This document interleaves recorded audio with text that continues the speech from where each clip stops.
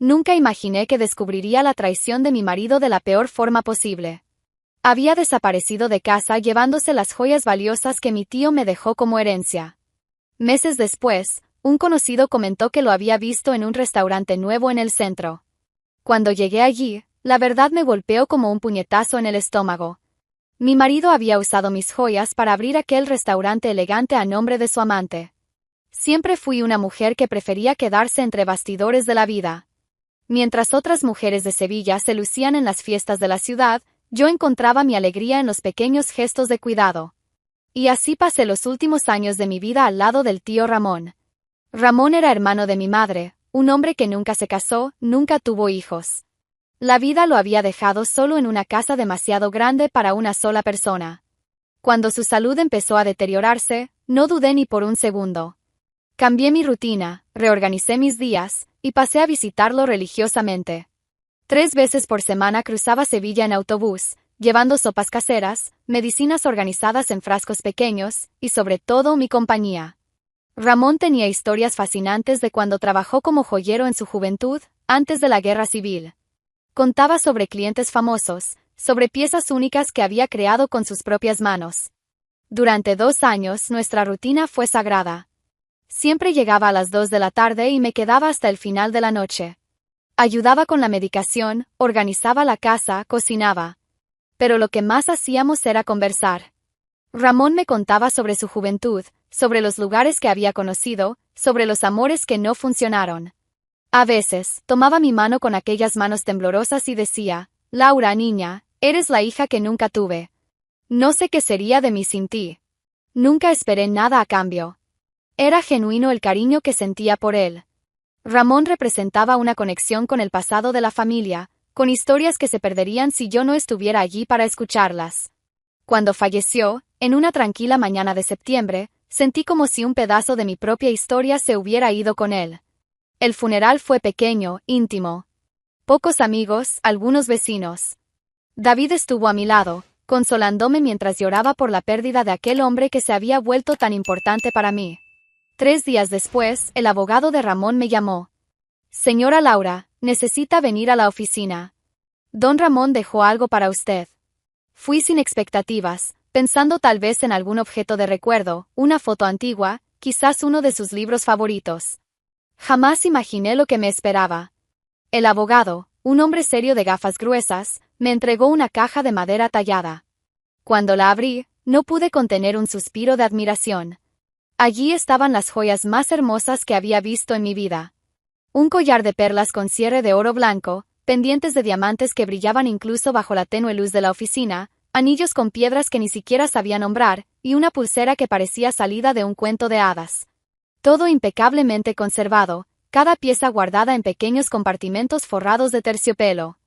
Son piezas que Ramón coleccionó durante toda su vida profesional, explicó el abogado. Él hizo cuestión de especificar que eran exclusivamente para usted, como agradecimiento por todo el cuidado y cariño. Sentí que los ojos se me llenaban de lágrimas nuevamente. No eran lágrimas de tristeza, sino de una emoción profunda. Ramón me había dejado algo mucho más valioso que piedras preciosas, me había dejado el reconocimiento de que nuestra relación significó tanto para él como significó para mí. Esa noche llegué a casa todavía emocionada. David estaba viendo televisión en la sala, como siempre hacía después del trabajo en el taller mecánico. Me acerqué a él con la caja en las manos, ansiosa por compartir ese momento especial. David, no vas a creer lo que me dejó el tío Ramón, dije sentándome a su lado en el sofá. Abrí la caja lentamente, como quien revela un tesoro. Y eso era exactamente lo que estaba haciendo. La reacción de David fue inmediata, pero no de la forma que yo esperaba. Cuando David vio las joyas, algo cambió en sus ojos. No era admiración ni sorpresa por el gesto cariñoso del tío Ramón. Era otra cosa. Un brillo extraño, intenso, que me hizo sentir un escalofrío en la espalda. Vaya, Laura, esto es muy valioso, dijo, tomando el collar de perlas con una delicadeza que no combinaba con sus manos callosas de mecánico. ¿Tienes idea de cuánto puede valer esto? La pregunta me incomodó. No era sobre el valor sentimental, sobre lo que esas piezas representaban de mi relación con Ramón. Era sobre dinero. David, eso no importa. Lo importante es lo que significan, respondí, intentando recuperar el collar de sus manos. Pero no lo soltó. Siguió examinando cada pieza con una atención casi obsesiva. Claro que importa, Laura. Mira esto, dijo, tomando los pendientes de diamantes. Estos diamantes son enormes. Y este anillo, vaya, esta piedra es un rubí verdadero. Su entusiasmo me estaba incomodando. Intenté cerrar la caja, pero David sujetó mi mano. Espera, déjame ver bien todo. Esto puede ser nuestra salvación. ¿Salvación de qué? Estamos bien, David. Me miró como si fuera ingenua. Laura, con esto podemos cambiar de vida. Invertir en algo, abrir un negocio. Déjame llevarlo mañana a un tasador que conozco. No quiero tasarlo, David. Quiero guardarlo como recuerdo del tío. Solo para saber su valor. No vamos a vender nada, insistió. Pero es bueno saber que tenemos en casa. Contra mi voluntad, acabé aceptando. David parecía tan animado, tan lleno de planes. Pensé que tal vez era solo curiosidad natural. Al día siguiente, salió temprano llevando las joyas en una bolsa. Prometió que volvería pronto. Pero cuando David regresó esa tarde, era una persona completamente distinta. Sus ojos brillaban de una forma febril. Sus manos temblaban ligeramente mientras me contaba sobre la tasación. Laura, no vas a creerlo, dijo, caminando de un lado a otro de la sala. El tasador casi se desmaya cuando vio las piezas. Esto vale una fortuna de verdad. ¿Cuánto?, pregunté, más por educación que por interés real. 42.000 euros, Laura, 42.000, repitió como si no creyera sus propias palabras. El número me revolvió el estómago. 42.000 euros. Era más dinero del que jamás había imaginado poseer. ¿Lo entiendes ahora? Con esto podemos comprar una casa mejor, un coche nuevo, invertir. David hablaba rápido, atropellando las palabras. Podemos abrir un taller más grande, contratar empleados. Durante las semanas siguientes, David no hablaba de otra cosa. Se despertaba en medio de la noche con ideas de negocios. Pasaba horas en el ordenador investigando inversiones, oportunidades, franquicias. Había una inquietud en el que nunca antes había visto. Empezó a llegar tarde a casa, diciendo que estaba hablando con posibles socios, visitando locales comerciales, estudiando el mercado. Cuando intentaba hablar de otros temas, siempre acababa volviendo a las joyas y a los planes que podían financiar. David, estás obsesionado con esto, le dije una noche, después de que pasara horas mostrándome hojas de cálculo de inversiones. No es obsesión, Laura. Es visión de futuro. No entiendes la oportunidad que tenemos. Pero yo entendía. Entendía que mi marido estaba cambiando, convirtiéndose en alguien que no reconocía. La amabilidad dio paso a la impaciencia. La tranquilidad fue sustituida por una energía nerviosa constante. El dinero cambia a las personas. David se volvió otro hombre. ¿Quién ha visto a alguien cambiar por dinero? Cuéntenme en los comentarios. Y entonces, un jueves por la mañana, ocurrió lo que jamás imaginé que fuera posible. Desperté y David no estaba en la cama. Pensé que había salido temprano al taller como a veces hacía. Pero cuando fui a desayunar, encontré una nota en la mesa de la cocina. Tuve que viajar. Vuelvo en unos días. Solo eso. Sin explicación, sin teléfono, sin dirección. Corrí al dormitorio y abrí el cajón donde guardábamos las joyas. Estaba vacío. David había desaparecido. Y se había llevado todo. Durante 3 días, llamé a su celular sin parar. El número estaba fuera de servicio. Fui al taller donde trabajaba, pero el jefe me dijo que David había renunciado la semana anterior sin dar ninguna explicación. Revisé toda la casa buscando pistas, pero David se había llevado su ropa, sus documentos, todo. Como si nunca hubiera vivido allí. En los días que siguieron, viví una pesadilla de incredulidad. Me repetía a mí misma, entre lágrimas y desesperación. No puede ser, él no me haría esto, no es posible. Pero sí era posible. Y lo había hecho. Mi marido me había robado y desaparecido como un ladrón cualquiera. Y no dejó nada atrás, salvo mi humillación y el vacío de una casa que ahora parecía un mausoleo de mi propia ingenuidad. Pasaron los meses, arrastrados, pesados como el plomo. Intentaba reconstruir los pedazos de mi vida, pero era como armar un rompecabezas con la mitad de las piezas perdidas. David se había llevado mucho más que las joyas, Se había llevado mi capacidad de confiar, mi autoestima, mi paz. Algunas mañanas eran peores que otras. Me despertaba esperando oír el sonido de él en el baño, el olor del café que siempre preparaba. Pero la casa seguía silenciosa, vacía, resonando con mi propia soledad. Intentaba mantener la rutina. Salía a comprar pan, a pagar cuentas, para no volverme loca encerrada. Pero cada calle de Sevilla me traía recuerdos. Allí habíamos caminado de la mano, allá nos habíamos detenido a tomar cerveza una tarde de domingo. Y fue en una de esas caminatas sin rumbo cuando todo cambió. Volvía del mercado cuando me crucé con Paco, un vecino que vivía 2 calles más abajo. Conocía a David de vista, sabía que estábamos casados. Hola Laura, ¿cómo estás? ¿Y David? La pregunta me tomó por sorpresa. No sabía qué responder. Aún no le había contado a nadie sobre su desaparición. Era demasiado humillante admitir que mi propio marido me había robado. Está bien, balbuceé intentando parecer natural. Qué bien, dijo Paco sonriendo. De hecho, pensé que se habían separado o algo así.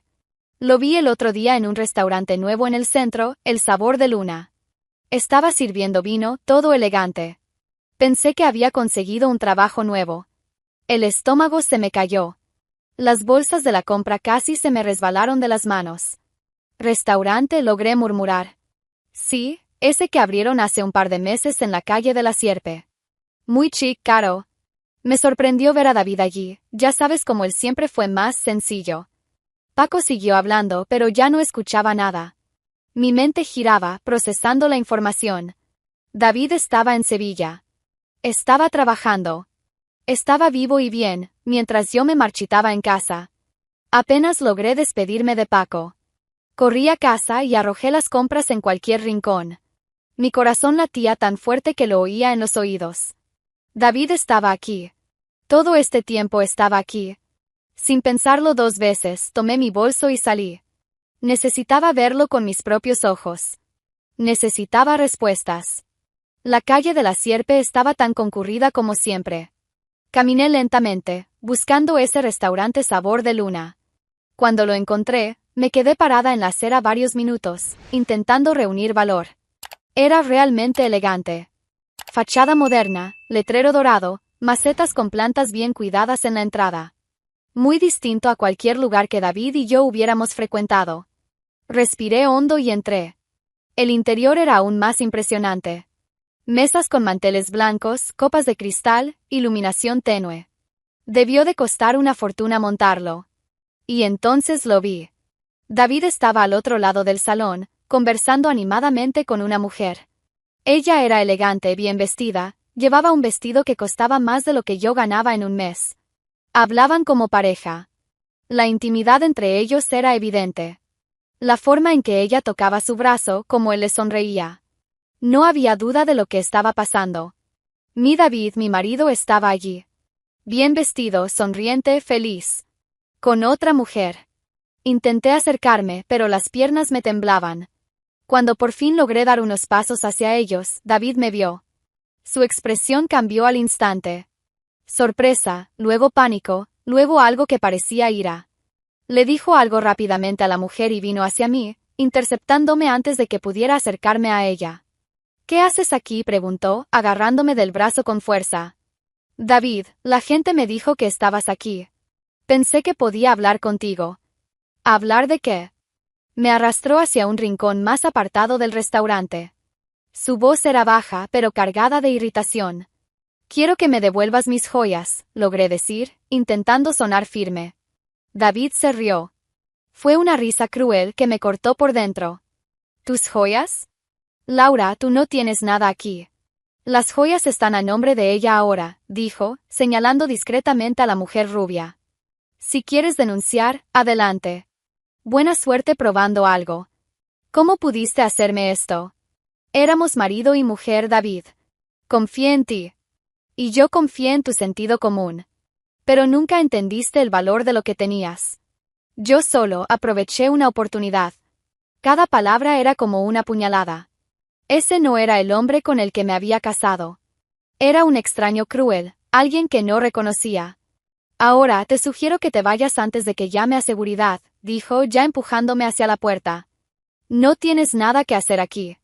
La humillación fue completa cuando me acompañó hasta la puerta y prácticamente me arrojó a la calle, frente a todos los clientes que observaban la escena con curiosidad y vergüenza ajena. Caminé por las calles de Sevilla con los ojos llenos de lágrimas, las piernas temblorosas, el orgullo completamente destrozado. David no solo me había robado, me había humillado públicamente, me había tratado como a una intrusa cualquiera. Llegué a casa y me dejé caer en el sofá, sollozando como una niña. Pero en medio de las lágrimas y del dolor, algo empezó a nacer dentro de mí. Ya no era solo tristeza. Era rabia. Una rabia muda, profunda, que crecía con cada recuerdo de su cara burlona, de la forma en que me echó del restaurante. Él creía que había ganado. Pensaba que iba a aceptar en silencio, que iba a desaparecer como una perdedora. Pero David había subestimado algo, la fuerza de una mujer traicionada que aún tiene dignidad que defender. Durante días, me refugié en casa como un animal herido. Las palabras de David resonaban en mi mente como cuchillos cortando la misma herida una y otra vez. Tú no tienes nada aquí, buena suerte demostrando algo, las joyas están a nombre de ella ahora.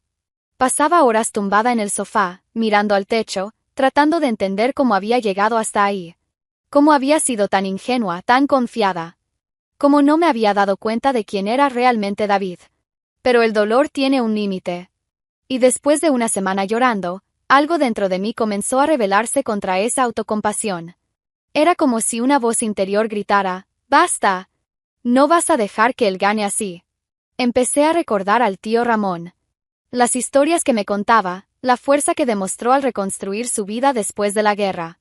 La forma en que siempre me decía, Laura, niña, nunca dejes que nadie te robe la dignidad. Eso es lo único que realmente nos pertenece. Ramón. Las joyas. Nuestra historia juntos. Entonces me levanté del sofá por primera vez en días y fui al dormitorio. Al fondo del armario aún guardaba algunas cajas con las pertenencias que había traído de su casa después del funeral. Abrí la primera caja, fotos antiguas, algunos libros, gafas de lectura. La segunda tenía ropa que había separado para donar.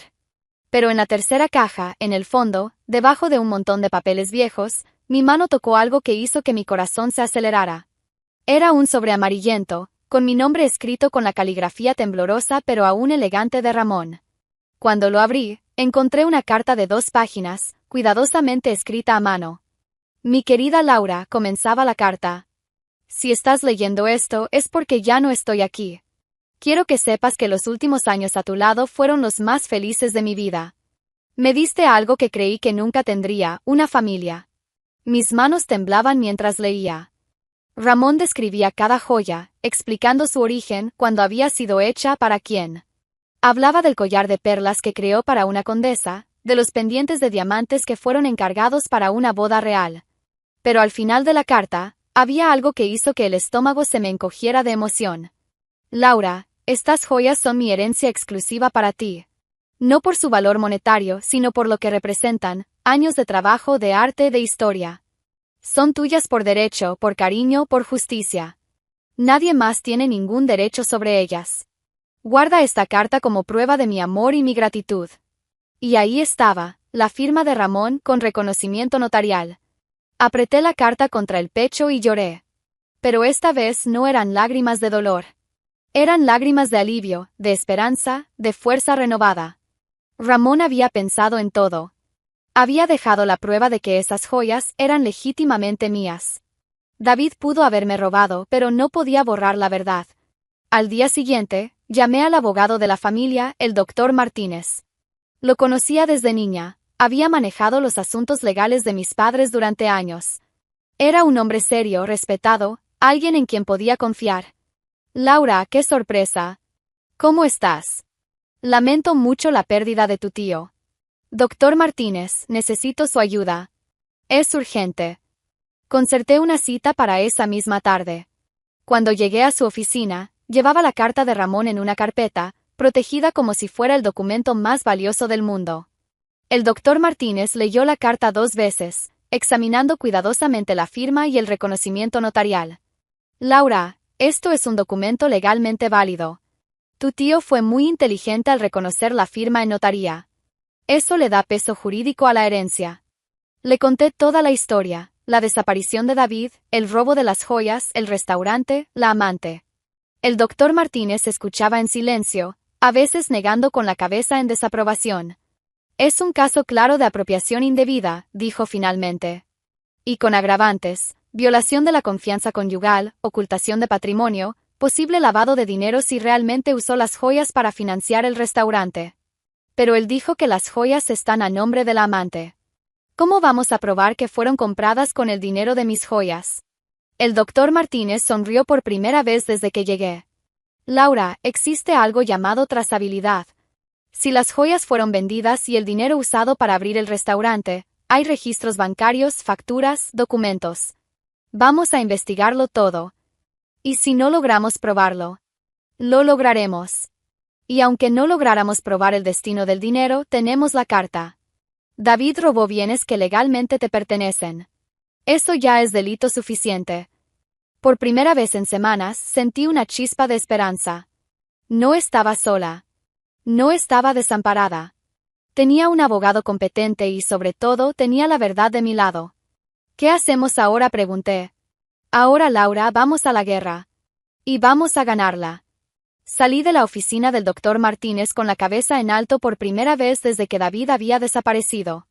Ya no era la mujer rota, humillada, que había sido echada del restaurante. Era una mujer con un plan. Y con la justicia de su lado. David creía que había ganado. Pero el juego apenas comenzaba. La noche siguiente volví a Sabor de Luna. Pero esta vez era una mujer completamente distinta. Ya no iba cabizbaja, ya no estaba sola y definitivamente ya no estaba indefensa. El doctor Martínez caminaba a mi lado, elegante en su traje oscuro, llevando una carpeta de cuero que contenía la munición legal que íbamos a utilizar. Yo llevaba mi mejor vestido, me había arreglado el cabello, me maquillé. Quería que David me viera exactamente como estaba, de pie, fuerte y lista para la guerra. El restaurante estaba lleno. Era un viernes por la noche, y Sabor de Luna parecía estar teniendo éxito entre la clientela rica de Sevilla. Era irónico pensar que el éxito de ese lugar había sido construido con mi dinero. Cuando entramos, varios camareros se acercaron a recibirnos. Pero yo tenía un objetivo muy específico. Buenas noches, dije con voz firme y clara. Queremos una mesa para dos. Y queremos que David nos atienda. Uno de los camareros pareció confundido. David, señorita. El socio. El que robó 42.000 euros para abrir este lugar. Desde el otro lado del salón, pude ver a David conversando con su amante cerca del bar. Aún no me había notado, pero eso estaba a punto de cambiar. Está bien, voy a llamarlo, dijo el camarero, visiblemente incómodo con la situación. Elegimos una mesa justo en el centro del restaurante, donde todos pudieran vernos y oírnos. Era exactamente lo que yo quería. Cuando David se acercó, su expresión cambió por completo al reconocerme. La sonrisa forzada que había mostrado al saludar a los clientes desapareció al instante. Laura, ¿qué haces aquí otra vez?, preguntó intentando mantener la voz baja. Cenando, respondí con una tranquilidad que no sabía que tenía. Este es un restaurante, ¿no? Y este es el doctor Martínez, mi abogado. David palideció visiblemente al oír la palabra abogado. ¿Nos podrían traer el menú, por favor?, continué como si estuviéramos en una situación totalmente normal. Y 2 copas de su mejor vino tinto. De ese que compraron con mi dinero. David se quedó parado unos segundos, claramente sin saber cómo reaccionar. El restaurante estaba lleno, otros clientes ya comenzaban a mirar en nuestra dirección. No tenía otra opción que obedecer. Claro, murmuró, haciendo una señal al camarero para que trajera los menús. Mientras esperábamos, el doctor Martínez y yo conversábamos normalmente, como 2 amigos cenando. Pero podía sentir los ojos de David sobre nosotros, tratando de adivinar lo que estábamos planeando. Cuando llegó la comida, comencé a comer con calma. Saboreaba cada bocado, cada sorbo de vino. David circulaba por el restaurante, pero claramente estaba nervioso, mirando constantemente hacia nuestra mesa. Fue entonces cuando el doctor Martínez decidió que era el momento. David, lo llamó cuando mi exmarido pasó cerca de nosotros. ¿Podría acercarse un momento? David se acercó con desgano. En ese momento, la amante también vino hacia nosotros, sospechando claramente que algo pasaba. Tengo algo para los dos, dijo el doctor Martínez, sacando un sobre de su carpeta. ¿Qué es esto?, preguntó la mujer con un marcado acento argentino. Una notificación judicial. Demanda por apropiación indebida, fraude patrimonial y asociación ilícita. El silencio que siguió fue ensordecedor. David tomó el sobre con las manos temblorosas, y cuando leyó el contenido, su rostro se volvió blanco como el papel. La amante leyó por encima de su hombro. No pueden probar nada, dijo David, pero su voz salió débil, sin convicción. Oh, pero sí podemos, respondió el doctor Martínez con una calma profesional. Tenemos la carta del tío Ramón, con firma notarial, que prueba que las joyas pertenecen exclusivamente a Laura. Tenemos testigos del momento en que desaparecieron. Y ya sabemos exactamente cómo lavaron el dinero. La amante, que hasta entonces intentaba mantener la compostura, finalmente la perdió. David, dijiste que no había forma de rastrearlo, susurró ella, lo suficientemente alto como para que yo pudiera oírlo. Sofía, cállate, gruñó David entre dientes. Ah, qué interesante, dije yo, sonriendo por primera vez en la noche. Así que la señora Sofía lo sabía todo. ¡Qué sorpresa! Sofía me miró con una mezcla de rabia y desesperación. No entiendes nada. David me contó todo sobre ti. Una mujer amargada, que no sabía valorar lo que tenía. ¿Y pensaste que era buena idea ayudar a mi marido a robarme? ¿Ayudar? Lo salvé de una vida mediocre a tu lado. La conversación se volvía cada vez más alta, y otros clientes empezaban a dejar de comer para presenciar el drama que se desarrollaba. Salvarlo robando 42.000 euros a una viuda, dijo el doctor Martínez. ¡Qué heroína! El restaurante será investigado, continuó el abogado, ahora hablando lo suficientemente alto como para que varias mesas cercanas lo oyeran. Todos los bienes adquiridos con el producto del robo serán confiscados. Y ustedes dos responderán penalmente por cada euro robado. David intentó una última jugada desesperada. Laura, podemos hablar. Tal vez llegar a un acuerdo. Un acuerdo, reí, genuinamente divertida. David, me humillaste, me robaste y me echaste de aquí como si fuera una mendiga. ¿Y ahora quieres un acuerdo? Levanté mi copa de vino como si fuera a brindar. Quiero proponer un brindis, dije en voz alta, para que todo el restaurante escuchara. Por los 42.000 euros que financiaron este hermoso establecimiento. Dinero que mi querido exmarido robó de mi herencia para impresionar a su noviecita. Todo el restaurante estaba ahora pendiente.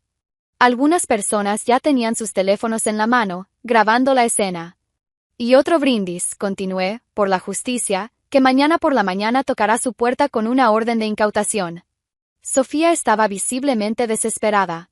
David, dijiste que ella nunca descubriría nada. Lo prometiste. Sofía, por el amor de Dios, deja de hablar. Pero ya era demasiado tarde. La confesión pública estaba hecha, grabada por al menos 5 clientes distintos.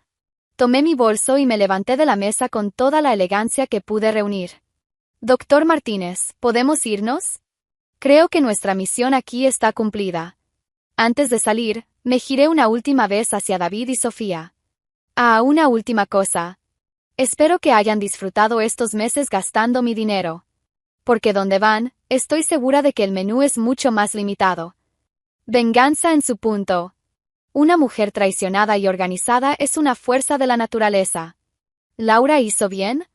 Opiniones en los comentarios.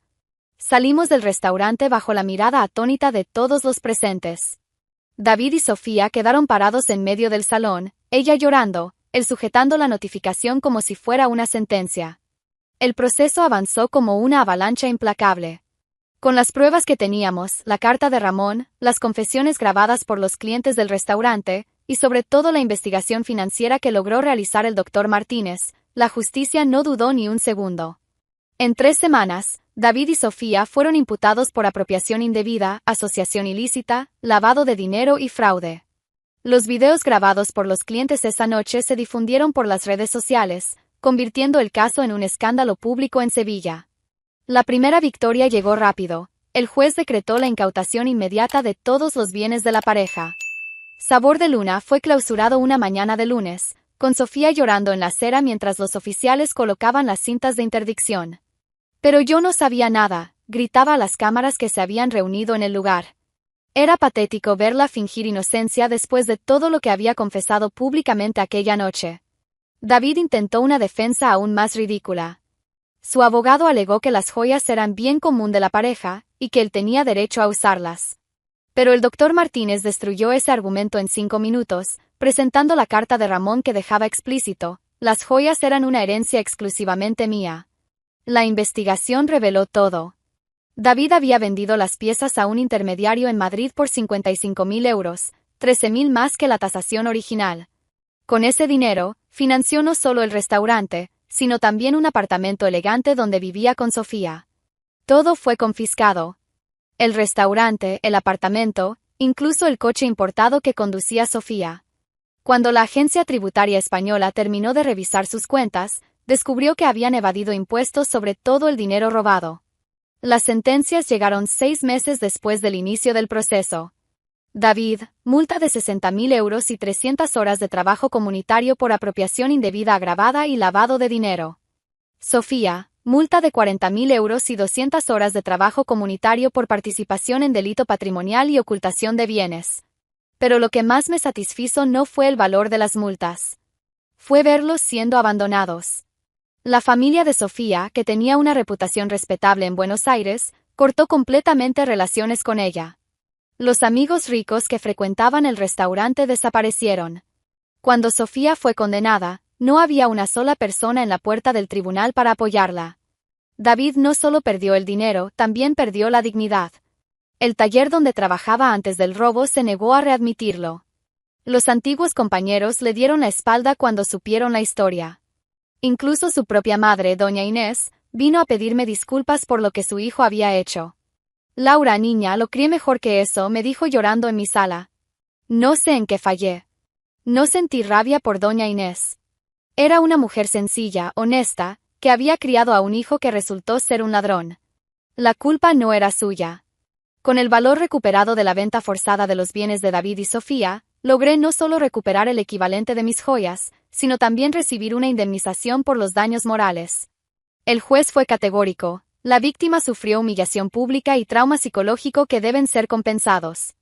En total, recibí 82.000 euros. Pero el dinero, por más bienvenido que fuera, no era lo más importante. Lo más importante era la sensación de que se había hecho justicia. Que no me había quedado callada. Que había luchado y vencido. Con el dinero de la indemnización, tomé una decisión que cambiaría mi vida por completo: dejé Sevilla. Ya no podía caminar por las calles de la ciudad sin recordar a David, el restaurante, toda la humillación. Cada esquina traía un mal recuerdo. Necesitaba un nuevo comienzo. Elegí Valencia. Una ciudad lo suficientemente grande como para permitirme anonimato, pero no tan grande como para hacerme sentir perdida. Compré un apartamento pequeño pero acogedor cerca de la playa, donde podía escuchar el mar cada mañana. Abrí una pequeña tienda de antigüedades en el centro histórico de la ciudad. No lo hice por necesidad económica, el dinero de la indemnización me daba seguridad por muchos años. Lo hice porque necesitaba un propósito, algo que me hiciera levantarme cada mañana con ganas. La tienda se convirtió en mi refugio. Restauraba muebles antiguos, negociaba con coleccionistas, conversaba con turistas curiosos sobre la historia de las piezas. Era un trabajo que me daba paz, que me conectaba con cosas duraderas, verdaderas. A veces, los clientes me preguntaban si estaba casada, si tenía familia. Yo siempre respondía con una sonrisa: soy una mujer libre. Y eso era exactamente lo que era. Libre de mentiras, libre de traición, libre de cualquier cosa que no fuera verdadera en mi vida. Hoy, cuando camino por la playa de Valencia al atardecer, o cuando abro mi tienda por la mañana, o cuando restauro una pieza antigua devolviéndole su belleza original, pienso en el tío Ramón. Él me dejó mucho más que joyas. Me dejó la lección de que nuestra dignidad es lo único que realmente nos pertenece. Y que, cuando alguien intenta robarnos esa dignidad, no solo tenemos el derecho, sino el deber de luchar por ella. David creyó que había ganado cuando me robó y me humilló. Pero al final la que ganó fui yo. Gané mi libertad, mi paz y, sobre todo, gané la certeza de que jamás permitiría que alguien me volviera a menospreciar. Y eso, ningún ladrón puede robar.